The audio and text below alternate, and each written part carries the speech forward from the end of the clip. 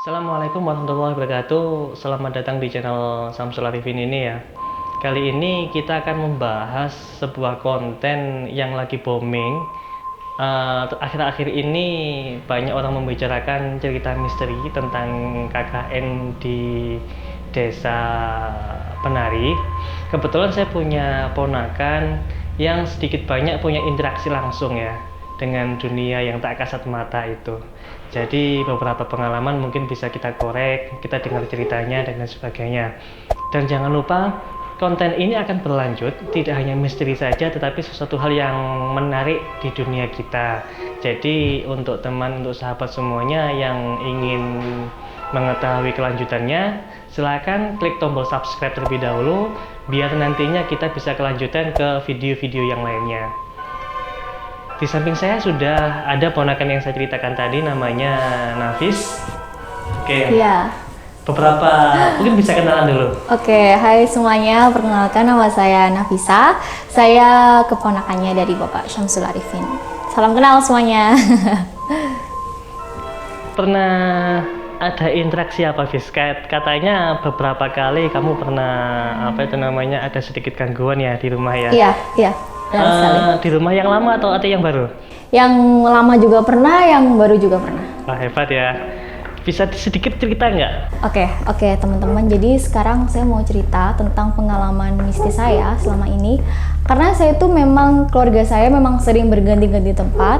Dan setiap tempat itu pasti ada sesuatu hal mistisnya. Oke, berawal dari saya pindah tempat yang sekarang saya tinggal. Jadi ceritanya, sebetulnya saya tuh sudah sering main ke tempat yang saya tinggal ini, sudah sekitar 7 tahun yang lalu. Tapi 7 tahun kemudian saya mendengar bahwa yang empunya tempat dulu itu meninggal di tempat itu. Itu membuat saya sedikit takut ya. Dan saya bilang ke orang tua saya bahwa oke, kita pindah rumah, cuman aku nggak mau pindah rumah di situ, di tempat lain aja, terserah di mana.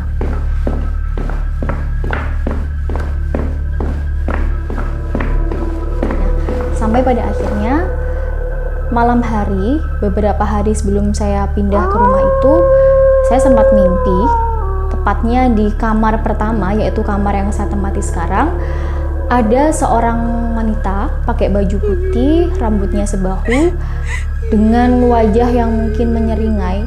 Saya yakin itu bukan wajah manusia, karena wajahnya bisa dibilang, abstrak, kayak mata sama hidung sama mulutnya itu beda, bukan manusia.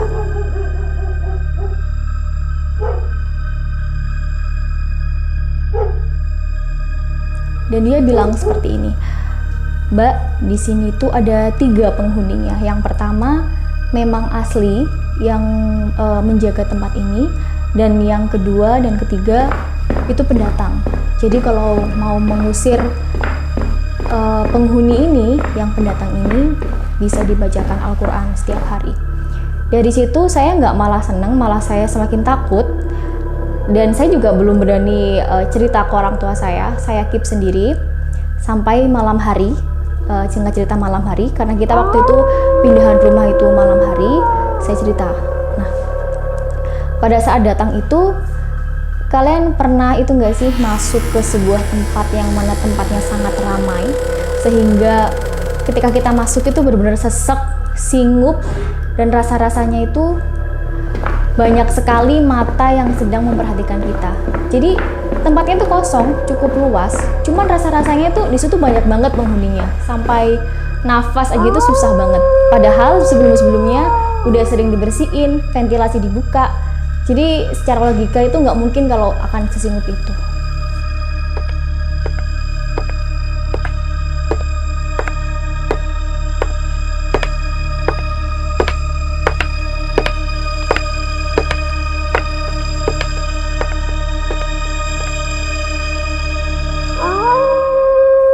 Itu baru mungkin ucapan welcome gitu kali ya, penghuni lama dengan penghuni baru.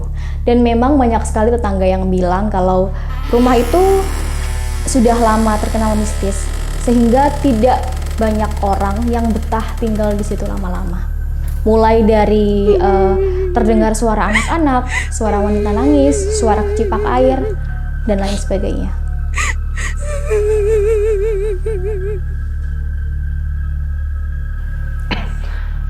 berarti dari rumah itu ada sesuatu hal yang memang ingin kenalan ya sama kamu ya? Iya, mungkin. Jadi kemudian ada sesuatu energi yang berusaha membenturkan, kemudian kamunya sih merasakan hal itu gitu ya? Iya. Ada nggak sih satu cerita aja yang adanya interaksi di situ? Mungkin penampakan atau kamu merasa sesuatu hal, sesuatu yang bisa mengingatkan atau merasakan bahwa di ruangan itu, di kamar itu ada sosok lain selain kamu. Oh, ada. Oke, bisa diceritakan. Jadi ini ada 2 cerita ya, Pak, nggak apa-apa ya. Jadi gini, satu, oke. Jadi waktu saya tidur, karena kebetulan saat itu tengah malam, jadi saya tidur. Nah, saya waktu tidur nggak sendiri, saya sama adik saya di sebelah saya. Nah, ketika saya mulai bangun, jadi antara saya kriip-kriip antara bangun dan masih belum penuh gitu nyawanya, saya melihat mungkin nggak sampai 1 meter, sekitar ya satu gabayan tangan gini, itu ada sosok yang berdiri di depan saya, sosoknya hitam. Untuk ukurannya seperti ukuran manusia pada umumnya, normal, tapi dia hitam, bener-bener hitam, mulai dari ujung kepala sampai ujung kaki, semuanya hitam. Dan matanya itu bulat, dan di tengah-tengah itu ada pupilnya kecil. Dan kami sempat bertatap muka mungkin 3-5 detik. Dan dia memperhatikan saya tidur, saya memperhatikan dia berdiri di depan saya.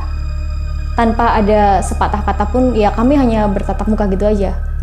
Setelah itu ya udah, saya tinggal tidur lagi. Padahal saya tuh orangnya penakut sekali. Cuman entah kenapa saat itu saya merasa ya udahlah, cuma diliatin doang gitu. Mungkin Mr. G kali ya, Mr. Genderuwo. Jadi pada intinya gesekan energi dan lain sebagainya itu ada, entah itu di rumah kita, entah itu di kamar kita, ataupun di tetangga kita. Intinya ada energi lain yang mengikuti gerak-gerik kita. Dari cerita-cerita tadi kita bisa mengambil kesimpulan bahwa di dunia ini tidak hanya manusia, tapi ada alam lain yang ingin menunjukkan eksistensinya.